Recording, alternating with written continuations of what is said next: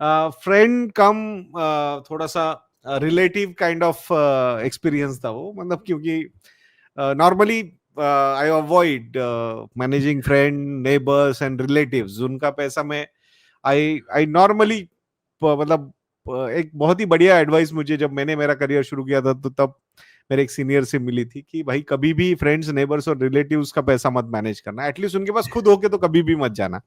But अगर वो आते हैं तो डेफिनेटली आपको लगता है तो आप गाइड कर देना। तो so friend cum relative, so he came to office and जब लास्ट टाइम, तो 2-3 साल पहले भी वो एक बार आए थे, एंड तब पूरे कैलकुलेशंस करके उनको बताया था कि भाई कितना आपको एसआईपी वगैरह करना होगा and all those thing for all financial goals, and they have some special love for real estate asset class, तो उसमें एलोकेशंस है। एंड तो उस वक्त बातें हुई थी, तो ऑब्वियसली आई न्यू कि जब पहली बार आए थे तो आई न्यू कि भाई ये इनको ये रियल एस्टेट सेल करो, और उसमें बाद इसमें, तो आई वाज वेरी क्लियर कि मतलब उन्होंने बोला कि भाई मुझे ऐसा ये, तो एक टिपिकल कैलकुलेशंस किए थे कि भाई लॉन्ग टर्म ये गोल्स है तुम्हारे, उसके लिए the SIP amount was coming around से suppose around 120, 125, 1.25 lakhs per month का रहा। Husband wife both are working, IT में अच्छा जॉब है।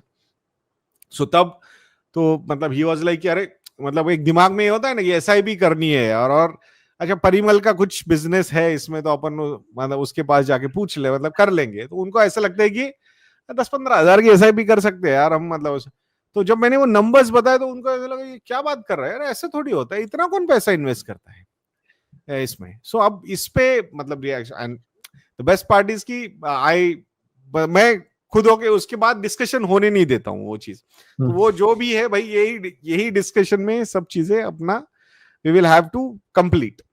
तो मतलब वो समझ में आ रहा था रिएक्शन से, बट अभी इस बार फिर से मतलब उनको शायद फिर से लगा होगा कि अरे यार हाँ कर देते, करना चाहिए, कुछ इन्वेस्टमेंट्स करने चाहिए। तो again so this time the couple, मतलब हस्बैंड वाइफ दोनों मिलके आए। सो फिर डिस्कशंस हुए। नाउ जो 120, 125 का जो एसआईपी था, नाउ जब कैलकुलेशंस हुए 2.5 साल बाद, 2-2.5 साल बाद, so now the required investment is around 1.6 to 1.65 lakhs per month.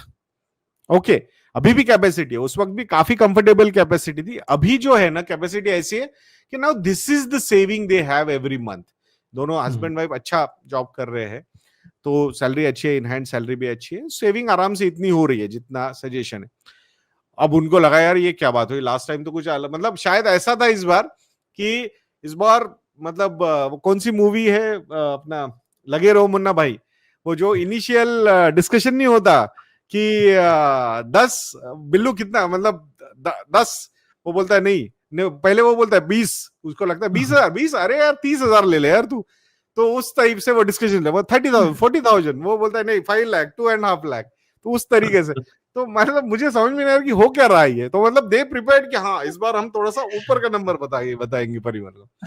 तो जब यहां से नंबर आया तो अरे बाप रे, ये तो और ऊपर, ये कैसी बातें हो रही है यार। So the problem, मतलब again, so as expected, I think they will again come back after 2.5-3 years, and then the number will be 2 to 2.25, 2.3 lakhs, something like that.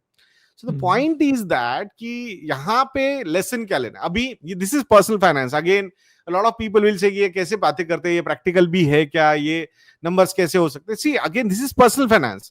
ये हर एक के लिए अलग होगा। अब उनको जिस तरीके से रिटायर होना है उस तरीके से ये नंबर्स आ रहे थे, उनको अपने बच्चों को कहां पे एजुकेशन करवाना है उस तरीके से ये नंबर्स आ रहे थे। तो ये पर्सनल फाइनेंस हर एक के लिए अलग अलग होगा। पॉइंट ये नहीं है कि देखो 1.5 लाख करो या 2 लाख करो या 1.25 लाख करो। पॉइंट ये है कि 2-2.5 साल पहले वो डिफरेंस जो था 1.25 टू 1.65, मतलब ऑलमोस्ट 25% से वो बढ़ गया, और आगे और 2-3 साल में आएंगे तो वो वही 30-40% से बढ़ेगा वो एब्सोल्यूट, क्योंकि डिफरेंस तो एब्सोल्यूट है, इफेक्ट कंपाउंडिंग हो रहा है। तो ये समझना जरूरी है कि आप प्रोक्रेस्टिनेट यानी कि पोस्टपोन नहीं कर सकते। एक लेवल ऐसा आ जाएगा कि वहां पे अनसर्टेनिटी और आ जाएगी। अब इसमें एक और एक अनसर्टेनिटी थी, क्योंकि इस बार भी लास्ट टाइम जो हमने रिटायरमेंट एज कंसीडर किया था वही रिटायरमेंट एज इस बार हमने कंसीडर किया था। दैट्स वाई ये इंक्रीज सिर्फ 25-30% से हुआ। बट अब इस बार उन्होंने यहां पे जो मेरे सामने पॉइंट रखा है कि भाई there is a good amount of uncertainty in our job. So जो रिटायरमेंट एज पहले कंसीडर किया था कि भाई वी विल वर्क टिल 60 58 और 55 58, now that can decrease by 4-5 years। सो उस केस में कैलकुलेशन क्या सजेस्ट करेगा? कैलकुलेशन ये बोलेगा जितना सेव कर सकते हो अभी सेव करो, तो जितना उसको पोस्टपोन करोगे उतना ही कंपाउंडिंग का फेज कम होता जाएगा हमारा। तो ये बिल्कुल भी नहीं करना है। अगेन आपके कैलकुलेशंस आपके नंबर्स के हिसाब से होंगे। सो आप ये सारे नंबर्स हमारी वेबसाइट पे चेक कर सकते हो। सो दिस इज नॉट कि नहीं आपको 1.25 लाख और 2.25 लाख और 2.25 लाख की SIP लगानी, नहीं, वो हर एक का अलग अलग हो सकता है। किसी की वो 15,000 की होगी, किसी की 25,000 की होगी, किसी की 75,000 की होगी, किसी की 2 लाख की होगी, किसी की 5 लाख की होगी। ये टोटली डिपेंड करेगा आपके फाइनेंसेस पे।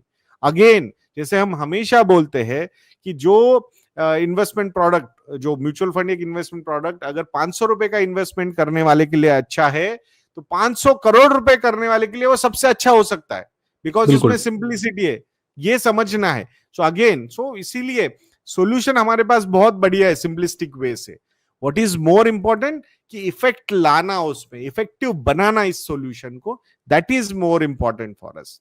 तो इसको पोस्टपोन मत करो। तो इसका वही मतलब जिस्ट यही है कि please do not postpone your investments. जितनी जल्दी हो सकता है उतनी जल्दी। जब वहां उनके जो एसेट्स थे उसमें एक रियल एस्टेट था, उसका लोन चुकाना वो सबसे बड़ा उनका ऑब्जेक्टिव था अब तक, तो वो चुका दिया। और गलती से मेरे मुंह से निकल गया, क्योंकि उन्होंने अब दूसरा घर लिया, वहां पे वो रहने गए, कि ये पहला घर क्यों नहीं बेच देते। उन्होंने ऐसे देखा मुझे कि हम क्या, कैसी बातें कर रहा है बेहुदा इंसान कहीं का, ऐसी बातें करते हैं कि हमसे कि रियल एस्टेट कैसे बेच सकते हैं हम। तो मुझे ऐसा लगा ओके ओके, मतलब ऐसा ऐसा लुक था मेरी तरफ कि मतलब नो प्रॉब्लम, आई विल, मतलब आई अंडरस्टूड, ठीक है। सो अभी क्या होगा, उनका जो ये रियल एस्टेट था वो हमने कहीं पे भी गोल्स के कैलकुलेशन में इसलिए कंसीडर नहीं किया क्योंकि कोई गोल रियलाइजेशन नजदीक आएगा तो उस केस में इसको पार्शियली सेल नहीं कर सकती है। और जो रेंटल यील्ड है वो हार्डली 2 से 3% का है, वो भी प्री टैक्स, उस पे भी टैक्स भरना है। तो फिर मतलब there is no point in considering. तो अल्टीमेटली आगे जाके होगा क्या, at some point of time they will have to forcefully sell this real estate। और कोई ऑप्शन नहीं होगा उधर कि बच्चों के एजुकेशन में जो नंबर्स हमारे सामने आ रहे, आज जो 25 लाख की हम बात कर रहे हैं वहां पे 10% का इन्फ्लेशन लगा रहे। सो देन 7 साल में ये 25 का 50 लाख होगा, 14 साल में ये 50 लाख का 1 करोड़ होगा। तो आप समझो वो कंपाउंडिंग, जो कंपाउंडिंग का मैजिक पॉजिटिव वे से हम इन्वेस्टमेंट पे देखते हैं, वो निगेटिव वे से कॉस्ट पे भी चढ़ता जाता है। तो इसीलिए why do we require extra returns, हमें एक्स्ट्रा रिटर्न्स इसलिए चाहिए क्योंकि इस इन्फ्लेशन को बीट करना है हमें। So that is why. So please do not postpone. Just simplify your investments and continue doing it.